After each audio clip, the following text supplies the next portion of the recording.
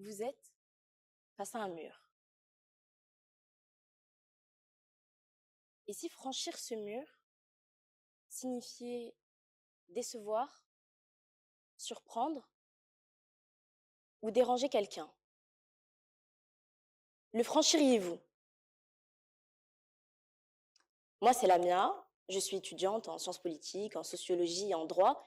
Je suis une entrepreneuse et je me passionne des neurosciences, de la psychologie, de la philosophie. À 13 ans, j'ai créé ma première start-up. Oui, 13 ans. Tous les mercredis, j'allais à la Défense et je croisais des personnes à la rue. Et je me demandais, qui sont ces personnes? Pourquoi personne ne s'arrête?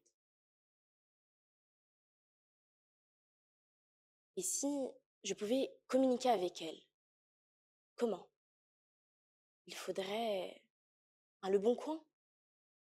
Oui, je vais créer un Leboncoin du social. Bon, j'ai 13 ans. Comment on crée une application? Comment on crée une application quand on n'a pas fait HEC? Comment on crée une application quand on n'a pas fait HEC et qu'on n'a pas encore le brevet? Comment on crée une application quand on n'a pas fait HEC et qu'on n'a pas encore le brevet sans code ni bourrax? Bon, en somme, j'avais pas grand-chose. Donc je me renseigne, je cherche sur internet, concours, start-up, je candidate et quelques jours plus tard, je reçois un mail. Bonjour Lamia, votre candidature a été retenue. Rendez-vous au 57e étage de la tour Montparnasse. Et ce jour-là, j'ai compris. Je n'avais pas besoin d'être prête. Je n'avais pas besoin d'être parfaite. J'avais juste besoin d'être. Je passe les sélections, première étape, deuxième étape. Je pitch mon projet devant Google, BNP, Microsoft, Hugo Décrypte et mon coach. Et puis, vient la finale. Les organisateurs, pour ajouter une atmosphère de compétition, ont réservé un duplex pour les 5 finalistes. Ils ont donné les passes aux plus âgés et moi, j'étais la plus jeune. Le jour du pitch final, avec à la clé des dizaines de milliers d'euros, j'oublie ma clé USB dans ma chambre. Donc, je me dépêche, je cours et à peine ai-je atteint ma chambre que la porte se referme. Clac. Je pense d'abord à une erreur, un oubli. J'essaye de déverrouiller la porte. Elle est fermée à clé depuis l'extérieur. Les autres candidats m'avaient enfermée. Alors, je tape, j'appelle à l'aide, je frappe, je crie, je hurle. Rien. Je m'effondre. Tous ces mois de travail, toutes ces nuits blanches, ces lignes de code, tout ça pourquoi? Pour être bloqué par une porte. 5 centimètres. Une porte ridicule et pourtant infranchissable.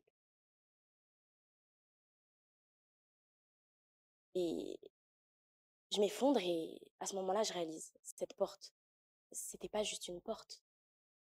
C'était le mur qu'on rencontre tous et toutes dans notre vie. C'est cette paroi infranchissable. C'est cette idée, ce projet qui se heurte à un refus de financement. C'est cet examen que vous avez préparé durant des mois et copie blanche. C'est parfois une relation où chaque mot semble empirer. Vous frappez, vous cognez de toutes vos forces et elle vous renvoie votre propre impuissance en pleine figure. Et si je vous disais qu'il était possible de franchir nos murs? Et si je vous disais qu'il existe en physique quantique une propriété permettant de traverser des barrières, même si l'énergie nécessaire pour la traverser est inférieure? En mécanique classique, c'est impossible. Et pourtant, en quantique, cela existe. C'est ce qu'on appelle l'effet tunnel. Et à ce moment-là, j'y pense.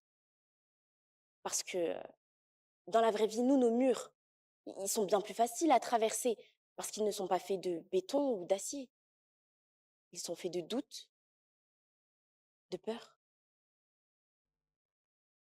Après le concours, je décide de faire des grosses économies. Et je décide d'aller directement à la source, à l'école d'informatique, pour chercher des développeurs. Je m'y introduis de manière assez frauduleuse, à vrai dire, et je me tiens dans un amphithéâtre, devant une centaine d'étudiants. Je leur pitch mon projet, plein d'énergie, convaincu, et les retours. Pas viable. Trop jeune. C'est mignon, mais non. Et à ce moment-là, je comprends. Les gens projettent leur propre insécurité et la réussite, elle ne vient que de moi. Et je me demandais si j'avais eu 10 ans de plus, peut-être aurais-je mieux fait. Mais la réponse, c'est non. Parce que c'est mon âge, c'est mes erreurs qui ont conduit là où j'en étais, qui ont façonné mon parcours. Le plus grand mur que l'on dresse, ce n'est pas celui des autres, c'est d'abord le nôtre.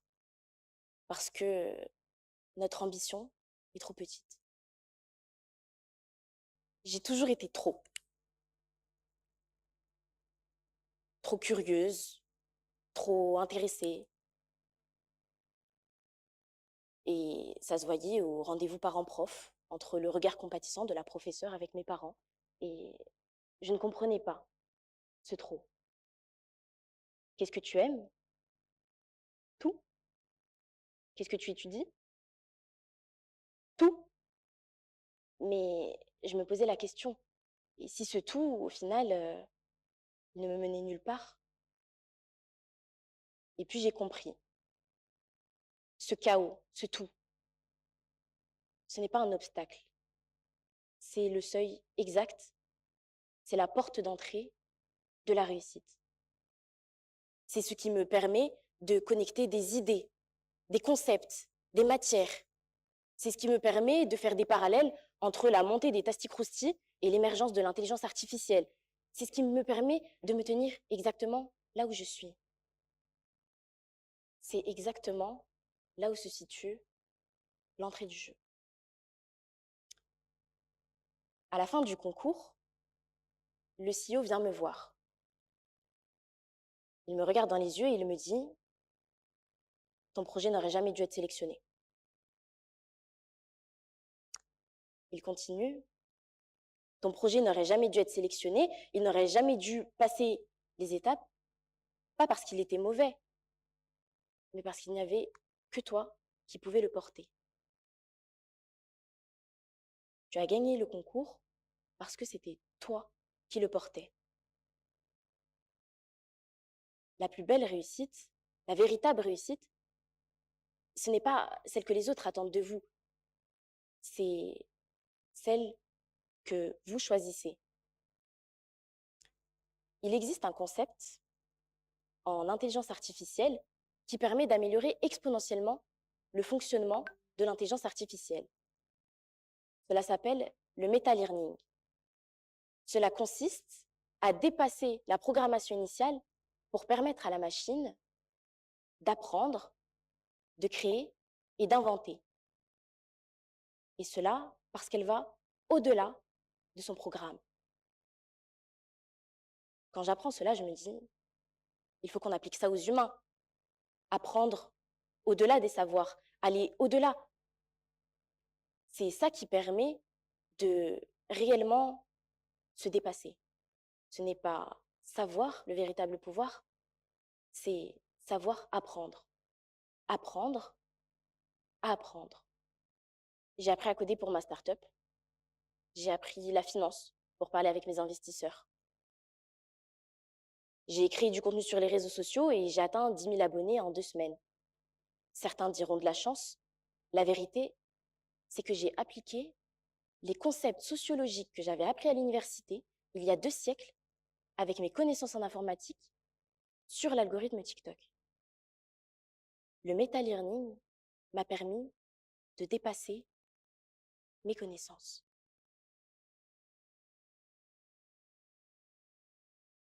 Pour traverser nos murs, il y a 3 étapes.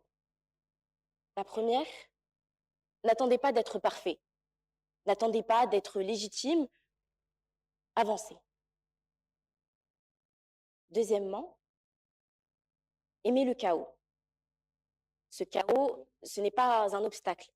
C'est le seuil qui va vous permettre de transformer votre rêve. Et enfin, rêvez grand. Il faut que votre peur, il faut que vos rêves dépassent votre peur. Et il faut avancer, même quand vous tremblez, et surtout les mains tremblantes. Alors, j'aimerais vous demander une chose ce soir. En sortant de cet TEDx, j'aimerais que vous pensiez à une chose que vous devez faire depuis des mois. Un message, un appel, un projet. Changez une chose et regardez tout le reste suivre. Parce que c'est en avançant, malgré vos doutes, malgré vos failles, que vous traverserez vos murs.